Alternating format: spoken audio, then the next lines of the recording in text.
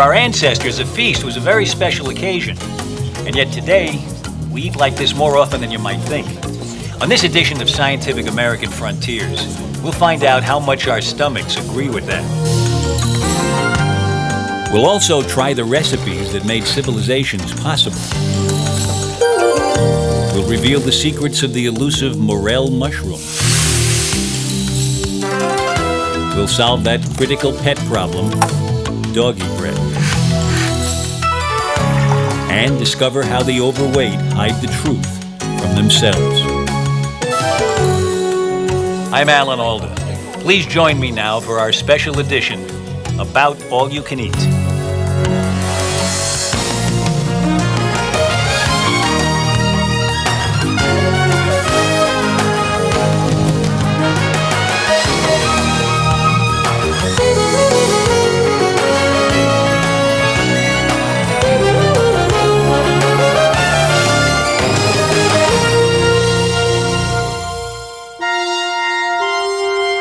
Presentation of Scientific American Frontiers is made possible by a grant from GTE Corporation. At GTE, it's amazing what we can do together. Let us raise our ain and hearts up unto the heavens. Almighty Jehovah, we are grateful, O Lord, that Thou hast given us good bounty and good harvest, that we might feast together with these our brethren of reformed religion. We offer up our prayers in the name of Thy Son, Christ Jesus. Amen. Amen. The year is 1627. The place, Plymouth, Massachusetts. The occasion, a great feast put on by the colonists to impress their Dutch guests. This smells really good. There's the pipe. Yes, What's in that pipe? Now, I know not which of our neighbours have fashioned that. It's a minced pie, it hath turkey and dried fruit and spicing, good and sweet, and we did not spare no spice, for we have Dutch visitors amongst us. Yeah, we have just been speaking on this day. Right, I'm going to stay in this century for a while. I like this. Well, you must be willing to eat your share of cabbage pottage, Cabbage pottage? Well, maybe I'll just come back on certain days. I don't know.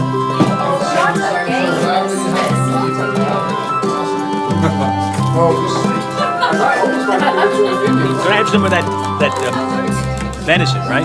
Yes. Yeah, that looks interesting. You know, I don't eat this way all the time. In fact, not so long ago, it was only kings and lords who could expect to eat their fill of rich food more often than once or twice a year.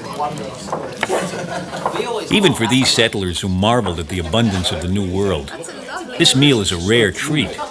That is, according to my neighbor at the table, Mistress Priscilla Alden. When's the last time you had a meal like this?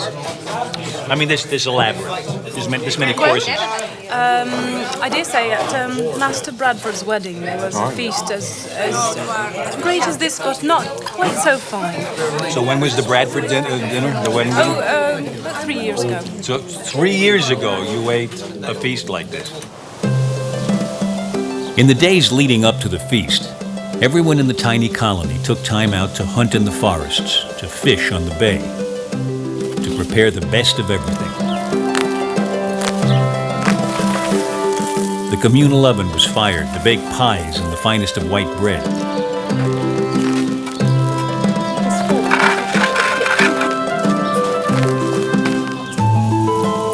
Ducks and geese roasted over open cooking fires in the cottages. But this tremendous community effort was special. Cabbage soup or pottage with coarse bread was a typical everyday meal, the kind of plain food that had been normal for most people for thousands of years. But nowadays, cabbage pottage is far from normal. Things have gotten turned around. The truth is, today, most people in America and throughout the industrial world actually do eat like this most of the time. Maybe not such a variety of dishes, but the quantity and the richness of our food is really like a historic feast. That may sound like a good thing, but take a look at our first story.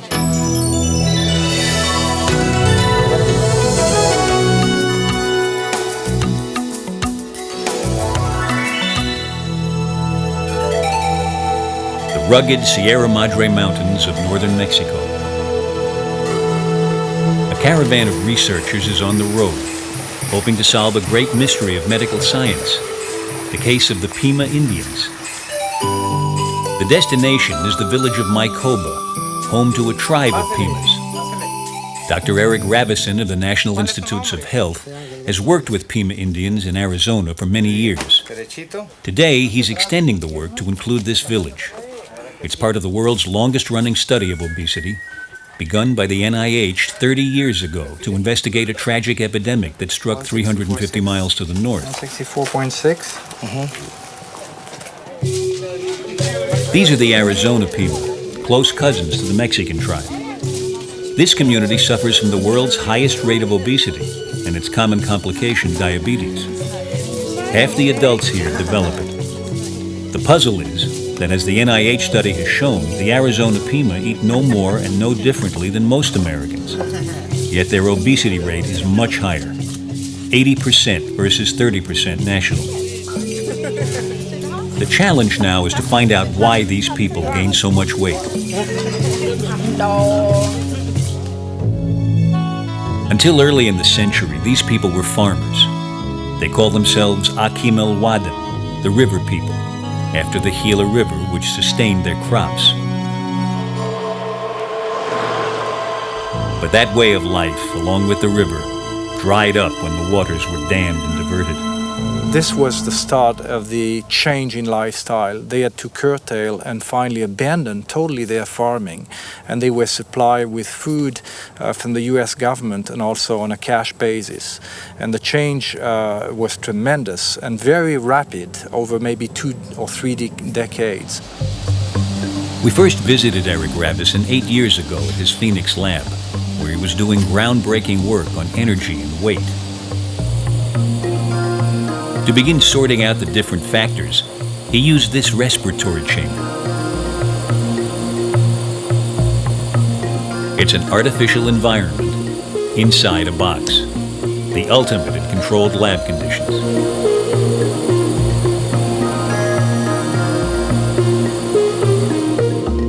Volunteers from the Akim el Wadim community, like Peter Jackson here, would spend 24 hours at a stretch sealed in the chamber. Hello, Peter. How are you doing?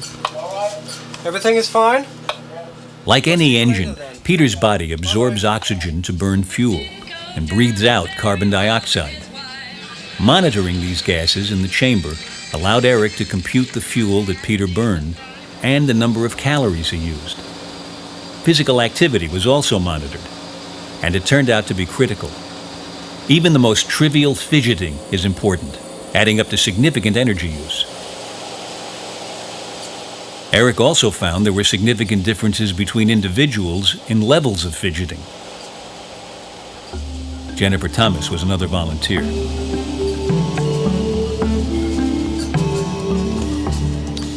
Hello, Jennifer. How are you doing? Okay, everything is all right. Do you need anything? Most of Jennifer's time was spent passively watching television. A motion sensor on her wrist, along with the radar, recorded little movement. But Peter's fidgeting used 600 calories a day, like jogging 4 miles.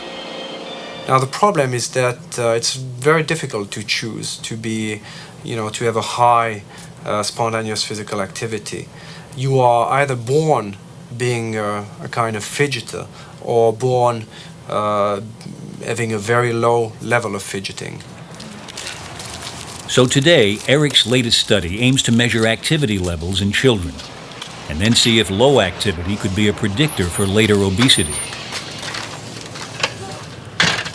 Molly, I'm going to do the bioimpedance on you today. I'm going to lay you up here. 5-year-old Molly Howard is starting a new experiment, one that will last for the next 20 years. Okay. First, they measure how much fat she has now. From this electrical impedance test, the amount of fat and lean tissue in the body can be calculated. Right now, Molly is not overweight, and her fat is normal. But the chances are greater than 50-50 that in 20 years, she will be overweight like her mother Elaine. To measure Molly's activity, Eric uses a new method called doubly labeled water. It allows his subjects to get out of the artificial chamber and into the real world. Yeah. The water contains tracers that will track how much energy Molly expends over the next week. All right, don't Her rush, instructions, don't rush. go home and be yourself. Oh, good girl. Like most kids, she does a variety of things, from fairly quiet to very active. After a week, she returns to the lab to be tested. All right. Thank you. When the sample is analyzed for the remaining tracers, it will turn out that Molly's activity level is the same as most American kids. Although in general, Akimelwadam kids are a bit less active than average. It will be years before it's clear whether Molly is developing obesity, but statistically, it is likely. Meanwhile, Eric is exploring other factors that might contribute to obesity. It's a confusing picture because Molly and the rest of the tribe have a lifestyle just like millions of other Americans. They eat the same foods, even watch the same amount of television. There is one theory, however, that has its roots in history. There was an interesting idea suggesting that obesity is the expression of a gene called the thrifty gene.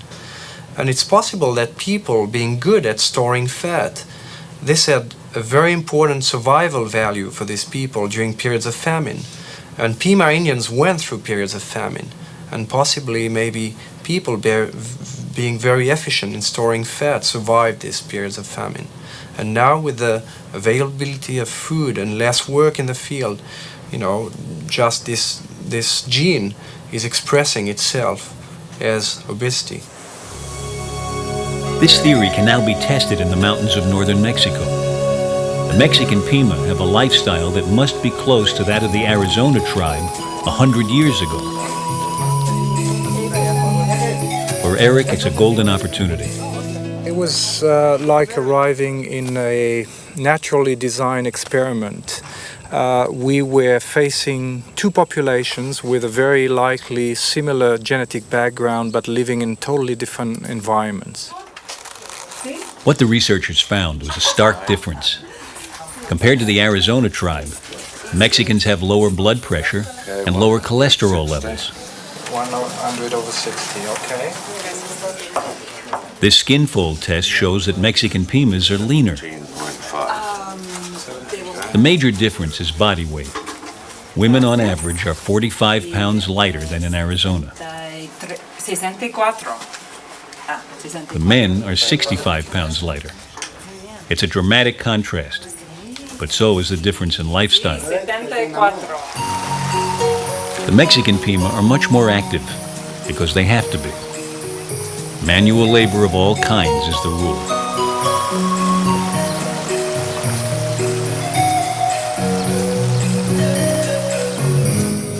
When Peter goes to work in Arizona, he hops in the car and drives. It's just one of the conveniences of modern American life. In Mykoba, it's more common to walk or ride if you're lucky. As in most American homes, in Arizona, the TV occupies lots of the family's spare time. Exciting. Yam World sure sounds interesting. But in Mykoba, there are many chores. There's no running water, no electricity, no machines.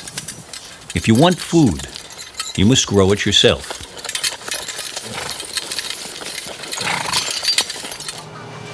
In Arizona, food comes from the supermarket shelf.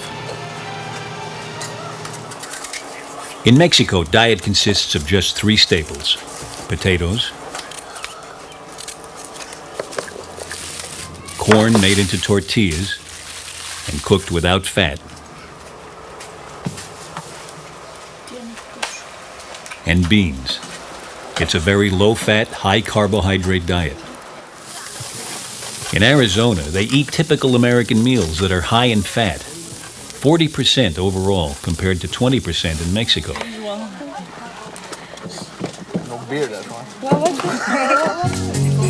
So there's a lesson in this for us all. Lifestyle matters. For the Mexican Pimas, in spite of their genetic predisposition, diet and exercise are good preventive medicine. Even people susceptible to obesity aren't condemned to that outcome. It's an optimistic note for people like Elaine Howard, who hopes to prevent the onset of obesity in her daughter. They gave him to. She's a pretty active person right now. She's not overweight or anything. I like for her to learn right now that to stay active and to eat the right foods, because I've seen how my parents have come along and they have diabetes right now. It's because most of our people have strayed away from the main diets that they've grew up with. The Arizona tribe is now trying to renew its ancient farming tradition. It offers not only a better diet and more physical activity, but also the hope that things can turn around for the next generation. But just as the Arizona people are starting to relearn these secrets, their cousins in Mexico are starting to lose them. The new road that brought the scientists in is also bringing in the modern world. A new water supply is on its way. There's store-bought lard in the kitchen. But the tragic lesson of the Arizona tribe could be of some help. I think that the message is really, let's try to get these transition as smooth as possible, and let's try to retain some of the good thing in the traditional lifestyle. And maybe the best thing we can retain, at least, it's a healthier diet with less fat, less saturated fat, that is animal fat, and more fibers in the diet, and more carbohydrate. So perhaps the future of the tribes in Arizona and Mexico is one of hope, with each poised to learn from the other.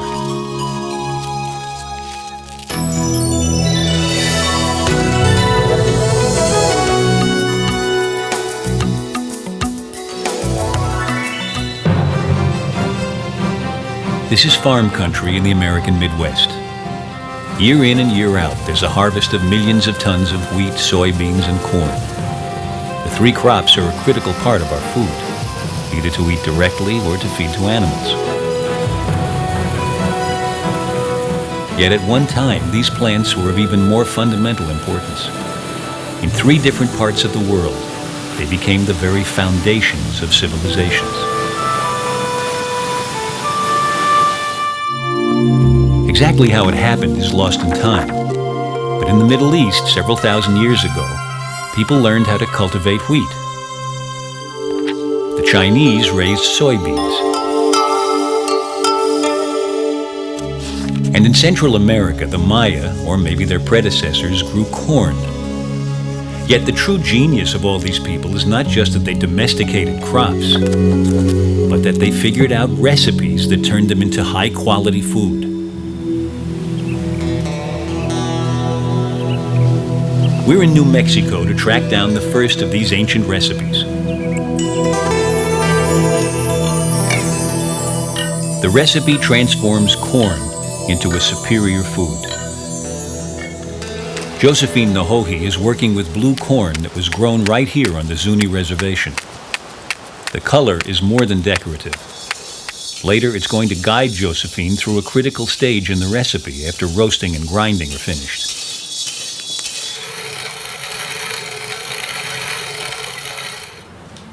So would you be kind enough to do the honors on this?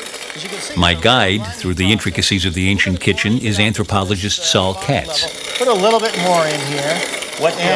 How would they have ground this thousands of years ago? Well, they use a mano matate, actually. The grinding method has changed little over the centuries. But corn flour has a fatal flaw.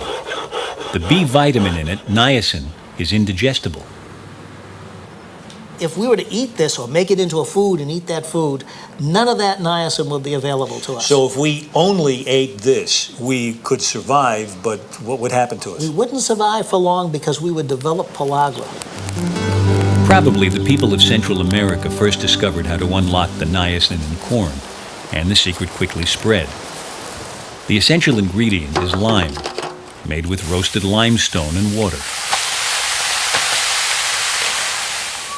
The lime water that Josephine makes is highly alkaline.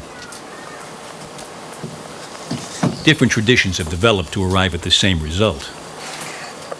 Is the process of burning this creating alkali? It isn't creating the alkali yet. When we put that salt that this ashes leaves back in water, then it's going to be an alkali. We're using the method of the Hopi, who make ashes from one particular desert bush. But we're also going to check the recipe using a thoroughly non-traditional pH meter. This is the real strong alkali that we just made. Yeah. As you can see, it's Well, jumping. Look at right it, it's up to going right 10. off the map.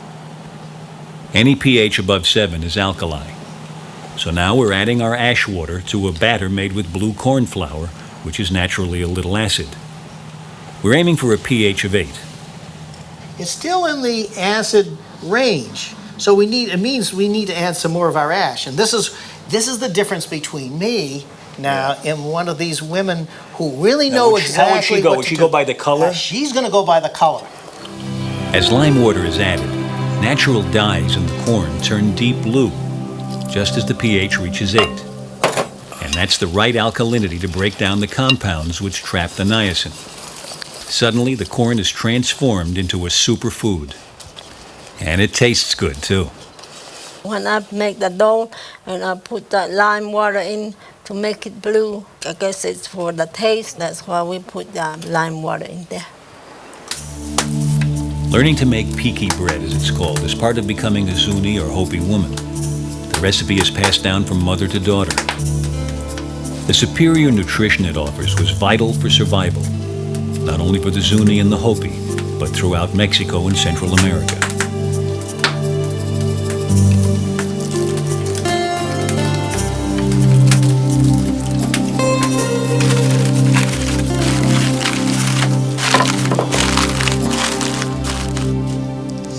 I cannot believe I'm doing this.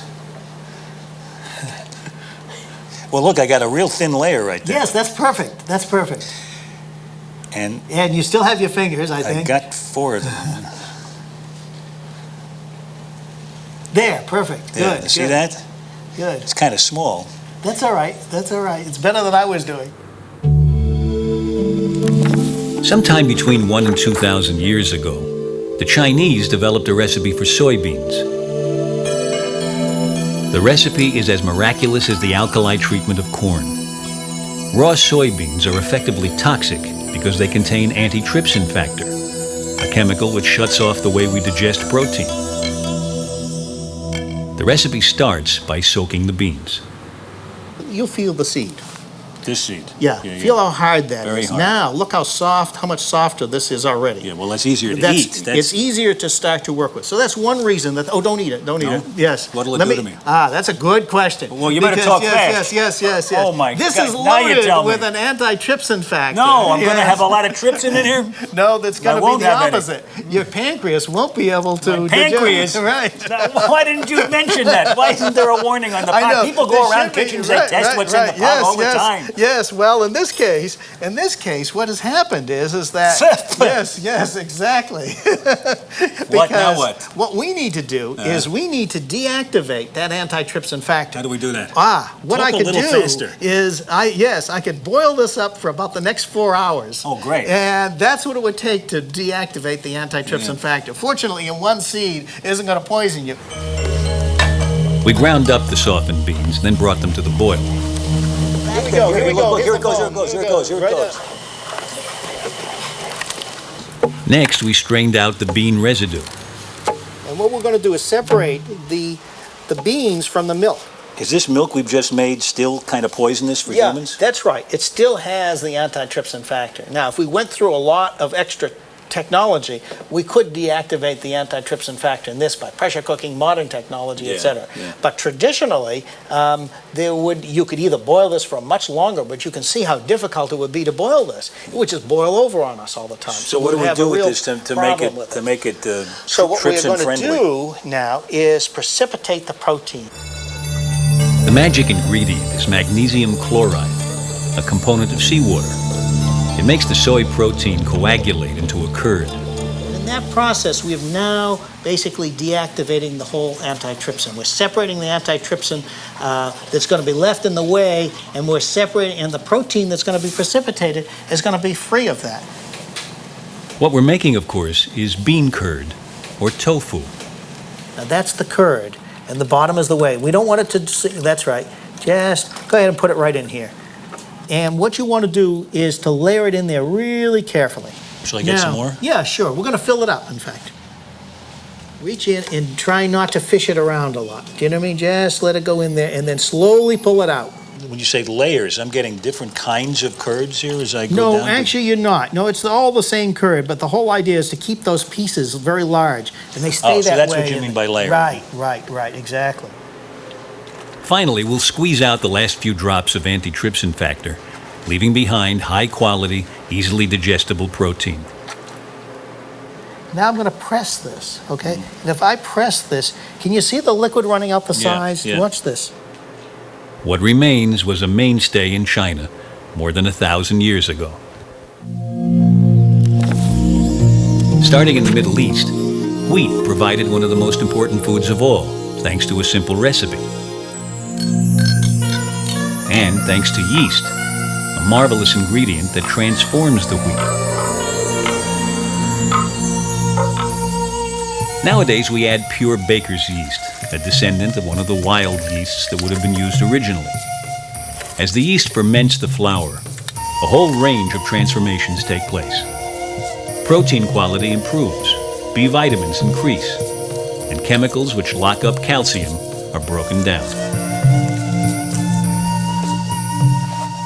So the yeast has some beneficial qualities in getting rid of some of the anti-nutrients, and as well, it also improves the actual quality. So it's taken a good source of food and made it into a superfood. So bread becomes like a superfood. So you for could us. exist. Almost you could almost not exist quite on bread alone, but right, close. Almost on bread alone. And we want to treat it a little bit more gently than that. Well, what do you call it punching for? Right. Well, that's true. They punch it down, but if you see a boxer yeast is still punch the bag like that, you know, I mean, you got to give it a shot. Well, it looks like you won. This was mine. Yeah, you definitely, you punch yours down harder than mine, and there's no doubt about who the winner is. So, however, we'll have to, I guess the final thing will be in the tasting of I this. think you're right. As a bonus, there's the wonderful puffy texture of bread caused by carbon dioxide gas, a lucky side effect of yeast fermentation. And it doesn't hurt the taste either. This is very good. Well, I love the taste of that. Our day in the kitchen was about much more than making food. Actually, we were making history. Sal Katz believes that without these recipes, societies could not have developed. This is now a superfood in a sense. It's good. And it's delicious. What the superfoods achieve is to take nature's most productive plants and tailor them to match what our stomachs need. We've optimized the entire nutritional value of this, and now, in a sense, you can build a civilization off of this food. How long do you suppose it took us to evolve culturally these ways of processing these foods so that we could get such an advantage out of them? I think that they have to co-occur, basically co-occurring at the same time. You could say you could make these domesticated, but in fact, you wouldn't really be able to depend upon them very much until you stepped through that window of the appropriate cuisine and made a whole new thing out of it. So next time you take a mouthful of bread, remember, that's history you're chewing on.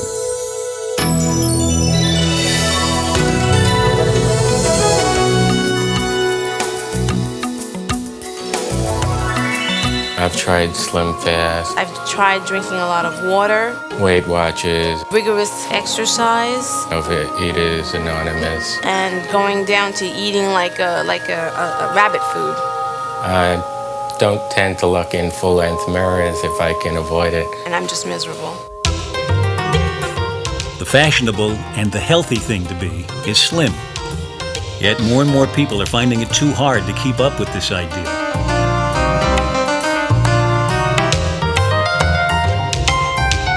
Today, 30% of Americans are clinically obese, up from 25% 10 years ago. Okay, step down. Chantal LaFortune is in a program for the obese, defined as at least 20% heavier than normal. There, facing. You're gonna hold on to the sides, and you're gonna bend down, knees onto the platform. Here at St. Luke's Roosevelt Hospital in New York, she's being weighed underwater. It shows her body is 43% fat, while 25% is normal. Another standard test is of metabolism. That's what's going on here with Barry Lee. Many obese complain of slow metabolism, but this test shows that both Barry and Chantal burn normal amounts of calories at rest and while exercising. So maybe they just eat too much. To investigate that, the patients are asked to keep a meticulous food diary. It's been a traditional part of obesity research for nearly a century. Here's how Barry records this meal. One portion of spinach pasta with mixed vegetables, and I'd include what vegetables I used. In this case, squash and green and red peppers and mushrooms. I filled out the forms as best as I could recollect, and if something was in ounces that I knew, like a can of juice or a container of milk, I put down the exact amount. If it was a fruit, I'd say small, medium, or large. The only times it would be difficult is when you went to a restaurant. Lauren Mulheim, a researcher at St. Luke's, converts the food diaries into calories using a comprehensive nutritional database. There are 23 varieties listed just for an English muffin. By Barry's careful records, he's eating only 800 calories a day. Many similar results have led to the conclusion that the obese don't eat any more than others. So why is he overweight? Doubly labeled water may help solve the mystery. The same as is used in the Pima Indian studies. The technique accurately measures the body's energy consumption. After 2 weeks, Barry is confronted by study leader, Dr. Stephen Heimsfield. This water allows us to measure how many calories you burn over 14 days. And when we did that test on you, we got a value of about 3,100 calories a day. On the other hand, we had you reporting approximately 800 calories a day on your food records. So there's a big gap, 2,000 or more calories a day. With doubly labeled water, Barry is brought face to face with reality. He's not losing weight because he's not really dieting. For many years, it was thought that the obese don't overeat compared to people who are normal body weight. And that was based on these food records and self-report to a very large extent. And now that we have objective measures of measuring how many calories people eat, we're discovering that there was this, what we would call a bias in food intake reporting. The tendency was for people who are heavier and heavier to be reporting less and less of the actual amount they ate. Now the question is, why are they misreporting? It did not seem to be conscious lying. These people had gone through many, many tests and really seemed curious to know why they were having so much trouble losing weight. Chantal is part of an ingenious new experiment designed to find out how aware the subjects are of their own eating behavior. Ready to order? Yes, I am. I'll have the order of the vegetable dumplings. Vegetable dumpling? Yes. Once again, a detailed food diary will be required. I've ordered shrimp fried rice and steamed vegetables. And how I would write this down is, I'm not going to eat all of this. I'll probably eat half of it, which means it will probably be about a cup of rice. And I'll probably have 3 of the dumplings. In this first phase of the study, Chantal's carefully prepared records acknowledge her eating 1,700 calories a day.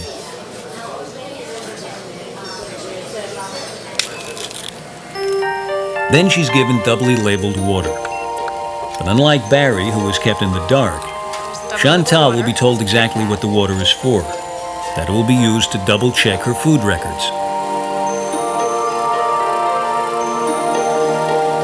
In this experiment, it's not so important that patients actually receive doubly labeled water.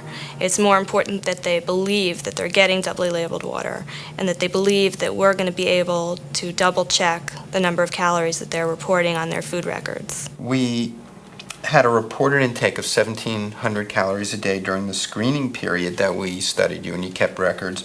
And then the second time, your intake went up to 2,200 calories, almost a 500 calorie increase, yet your weight stayed exactly the same. And, Chantal knew she was being checked, and her self-report shot up 500 calories. Wondering, did you keep better food records the second time, or did you eat more as far as you know, or what happened? Well, I was diligent both times, Yeah. but I ate more in the second. If you ate more, you would have gained more weight, but you didn't. Your weight stayed exactly the same. The strange thing is, Chantal has no awareness that the water made her more truthful. Do you think that had an influence on you knowing that we really knew how many calories you were eating? Do you think that made you keep slightly better records, perhaps? No. I decided that if I'm going to get the true result, I just have to be the same way. Same way. It didn't affect me. Okay. But her improved accuracy shows that deep down, she must know how much she's really eating. The only person she's fooling is herself. The important thing about getting people to be more accurate in their self-reporting is that it would show that the information that they're eating more was available to them on some level. Now, if they can be made aware that they're actually eating more, then they can be made to modify their eating and actually lose weight. So the greatest hurdle for the obese may be a psychological one. They have to first learn to be honest with themselves about how much they're eating. And then they have to use that knowledge to eat less.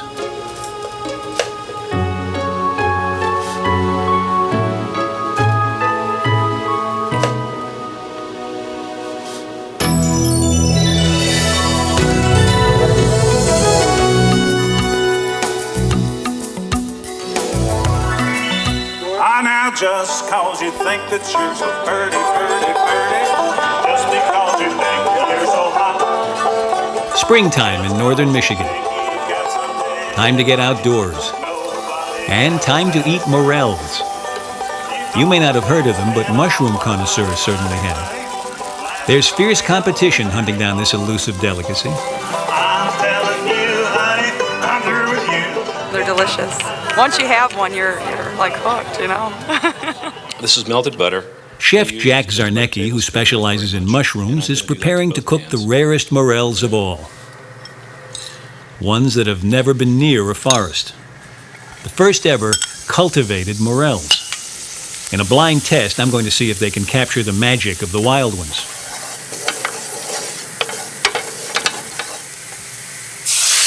So here are morels type A. And here are morels type B.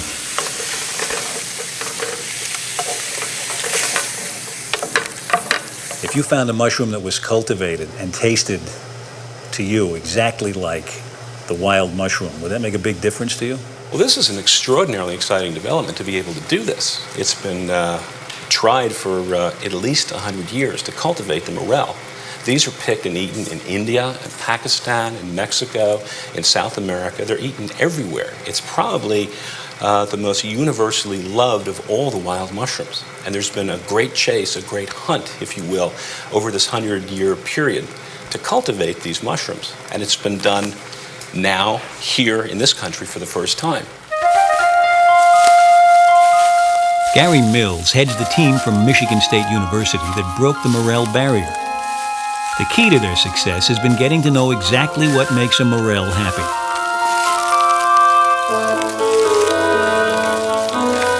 In the case of Michigan, they like conditions which are associated with springtime. Initially, it starts off as being cool weather and also damp weather. What you need to grow any type of mushroom, morels particularly, is quite a bit of moisture. The more moisture you have, the better off it'll be. and the temperatures are also critical. Sometimes morels can be a little elusive. Here's one growing underneath a tree limb.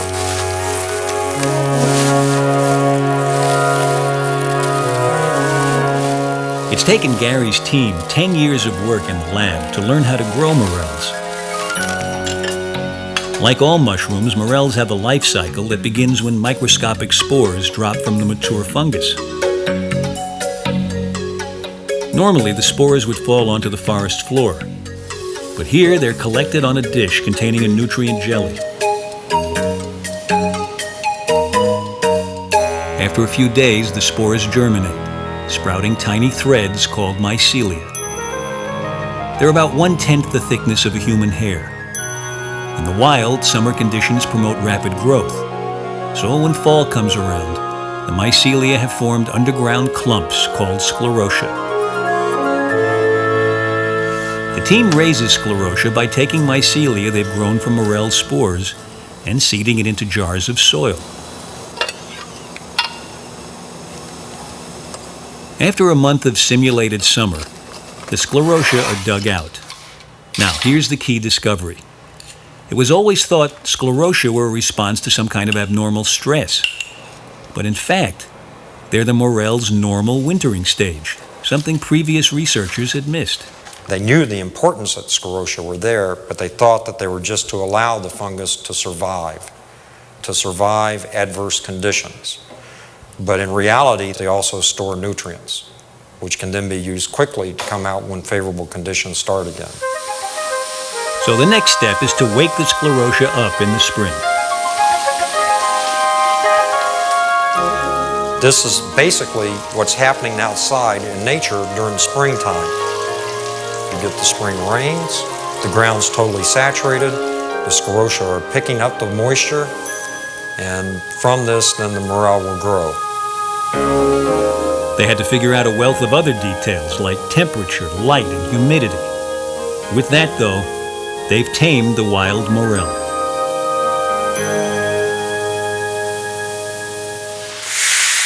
So now it's clear that mass production of sclerotia is the key to cultivating morels. They're using jars dosed with cooked wheat to simulate ideal nutrient conditions on the forest floor. But let's not miss the forest for the trees. After all, what all this is for is making it easier to eat morels. Can you tell by the sight of them which is which? Or do you just remember what you put in what? Let me put it to you this way. If I didn't know which was which, and these were put in front of me, I couldn't tell the difference. Okay. Not from looking at them. Not from looking at them. From smelling them, I could. From smelling them? Mm-hmm. Right now, can I smell the difference? Mm-hmm. Well, I do smell a difference. Morels Rosenthal on a bed of crisp phyllo pastry. Although they were prepared the same way, the two dishes had smelled markedly different to me. And they looked different, too. But wild morels vary a lot, and I'd never smelled one before anyway, so this was a tough challenge.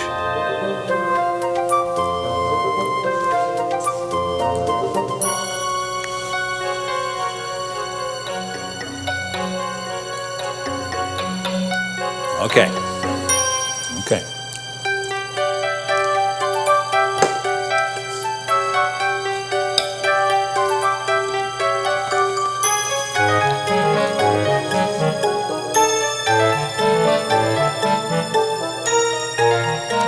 I have a very strong preference for this one because, for my taste,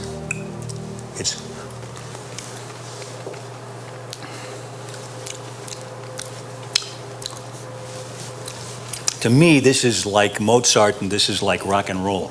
Mm-hmm. This has got a lot of stuff going on, a lot of ba-boom, ba-boom, ba-boom, you know? This is very light, it's nice, it's tender. But I think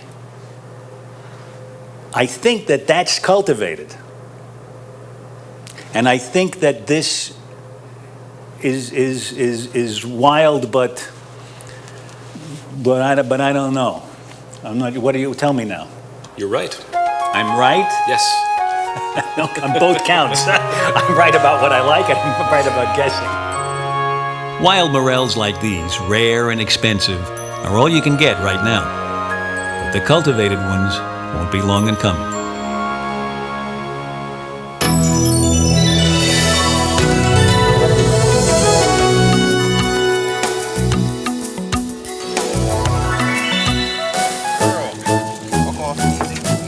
America's pets eat $9 billion worth of commercial pet food a year. These dogs are members of a canine elite that decides what the rest of the nation's dogs, or at least their owners, will be buying next. They are taste testers at the Kansas Research Center of a leading pet food manufacturer. She's slipping. I think she's slipping here. Hi, on. This is Tango. Hiya, Tango. As I found out, the big trend for dogs, as in humans, is to healthier, less fattening foods. It comes through there. Even the newest treats are nutritionally balanced. Looks like sort of a brown rigatoni. You can eat these if you want. They're just not that flavorful. Tend to be a little bland. This doesn't taste bad. If you would use these as hors d'oeuvres at your next party, they won't break you. After the first You could just pass one around. There's a back to nature trend, too. Before people were responsible for feeding dogs, what did dogs eat on their own? Well, dogs are omnivorous naturally. They eat plants and animal tissue. So in the wild, they tend to eat things like small mammals, rabbits, mice, rats. The surprise on the list was plants. Coyotes will go in and devastate melon patches and plums and cherries, that sort of thing. If you look at his teeth, these in the front are his canines. These were adapted for cutting and tearing. They're actually sharp on the back side. But the back teeth are more table-like surface for grinding. In the wild, tearing and chewing all those plants and animals keep dogs' teeth in good shape. But supermarket diets don't give the teeth that kind of a workout.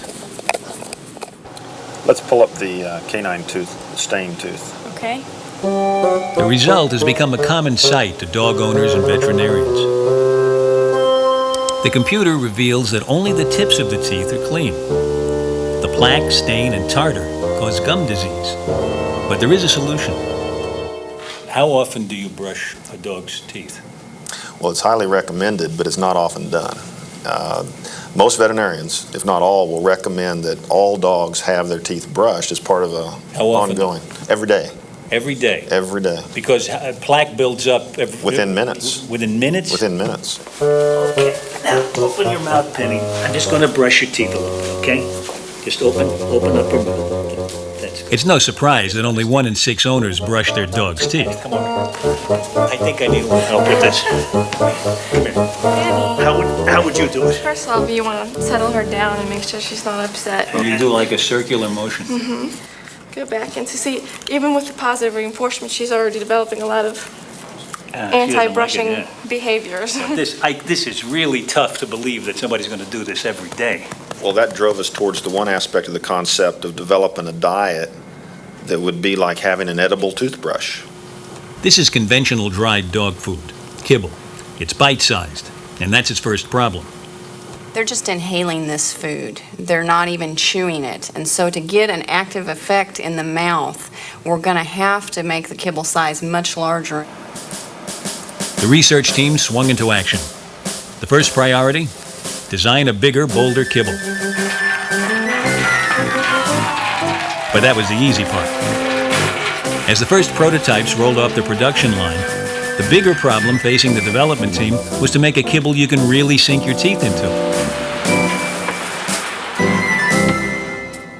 The products that are out there today don't have the texture that we're looking for, because if you break this stuff, it just shatters. There's nothing left for the tooth to be clean with that, to have that toothbrushing effect. To have a toothbrushing effect, the kibble has to hold together while the tooth sinks in. Here's the artificial tooth, complete with artificial plaque that they used to test their prototypes. First, the old-style kibble. Only the very tip makes contact before the kibble breaks up.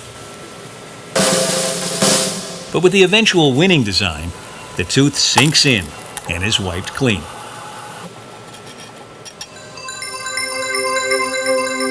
The secret is inside, where a scanning electron microscope reveals long vegetable fibers that bind the kibble together as the tooth slides through it.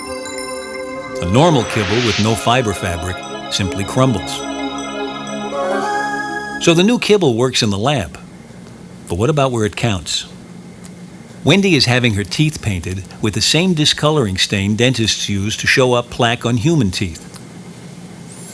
After the staining, Wendy is let loose on a bowl of the new dental kibble. You know. 2 kibbles later, and most of the stain is gone. And you see back here on this tooth that we had looked at earlier, is now less intense, clear down to the gum line. Wendy settles in for 4 or 5 more pieces. Let's take one last look at Wendy's teeth. Open up and take a look at your teeth here. She's a bit embarrassed by not Wow, look at that. That's pretty clean. The edible toothbrush has certainly done a better job on Wendy's teeth than I had. Good job. But edible toothbrushes won't work if they're not eaten. So after a flavor-boosting spray of fat and seasoning, the kibble is ready for the all-important taste test. Tango was first up, and like a good company dog, he made the right choice. After that, though, on the day we came to film, things went downhill.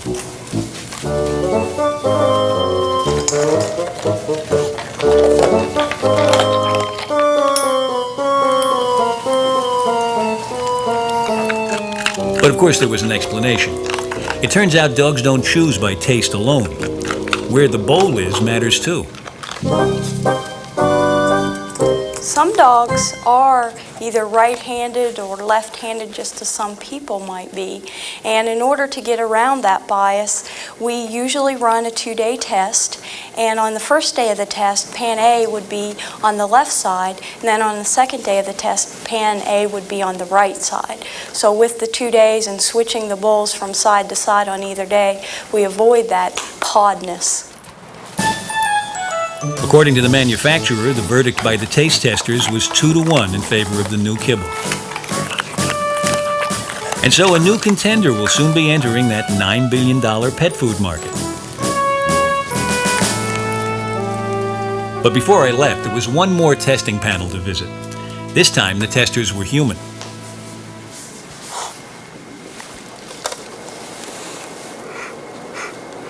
What do you do in this room?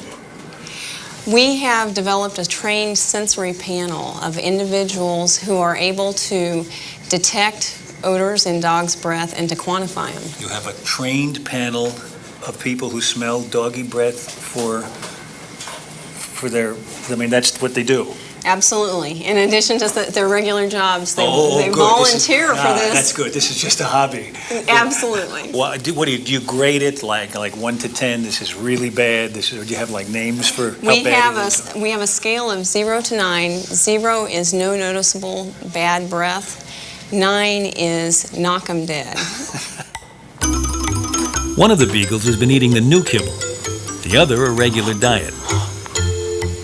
After the professionals make their choice. All right, put her right here, Blackjack. Come here. Do I have to get down to the dog's level? Yes. Say How do you get the dog to... What we do, procedure is, you walk up, open up the dog's lips, Yeah. get your nose right down there, and take 3 little bunny sniffs. Let's see you do this. Okay. Come here, buddy. And that's all there is to it. Think about it in your head, score it, rate it. Come here. When you speak about this, and you will, be kind.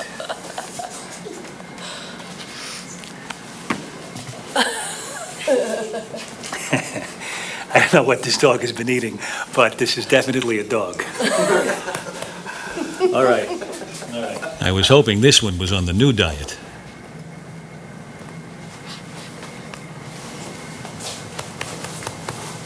It's a better smell over here to my nose. I would have rated that dog probably a 1, Yeah. and this dog probably a 6. 6 out of 9. So it I sounds never want to smell a number 9, ever, as long as I live. So it sounds like you're about ready to sign up for the panel. I think I could be a pro at this. It's been nice sniffing you. Goodbye.